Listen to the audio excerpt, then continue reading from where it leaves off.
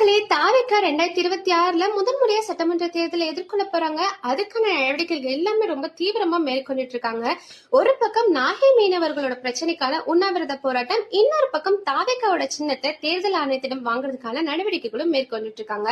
இது மட்டும் இல்லாம தளபதி அவர்களோட கடைசி படமான ஜனநாயகம் ரிலீஸ் ஆக போது அதுக்கான ப்ரொமோஷன்ஸ்லயுமே விஜய் அவர்கள் இருப்பாரு அப்படின்ற மாதிரி சொல்லப்படுது. இதற்கிடையில விஜய் அவர்கள் வாரும் அப்படின்ற புதிய திட்டத்தை உருவாக்கி இருக்காரு. இந்த திட்டத்தை மூலமா மாவட்ட நிர்வாகிகள், மாவட்ட செயலாளர்கள் மேற்கொள்ளக்கூடிய நடவடிக்கைகளை விஜய் அவர்கள் டைரக்டா கண்காணிப்பாரு அப்படின்ற மாதிரி சொல்லப்படுது. இவ்வளவு நாள் ஆதவ் அர்ஜுனாவோட வாய்ஸ் ஆஃப் காமன் நிறுவனம் மூலமா வார் ரூம்கான பணிகள் எல்லாமே மேற்கொள்ளப்பட்டு இருந்துச்சு. இப்போ தனியா அலுவலகம் அமைக்கப்பட்டு அதுல 80 பேர் பணியமர்த்த போறாங்க அப்படின்ற மாதிரி சொல்லப்படுது. தேவைப்பட்ட வார் ரூம் மூலமா மாவட்ட நிர்வாகிகள் கூட டைரக்டா விஜய் அவர்கள் பேசுவாரு அப்படின்ற மாதிரி சொல்லப்படுது. இந்த திட்டத்தை பத்தி நீங்க என்ன நினைக்கிறீங்கன்னு சொல்லிட்டு மறக்காம கமெண்ட் பாக்ஸ்ல கமெண்ட் பண்ணிட்டு போங்க. டிவிக்கு பத்தின அப்டேட்ஸ்க்கு மறக்காம என்ன ஃபாலோ மட்டும் பண்ணிக்கோங்க.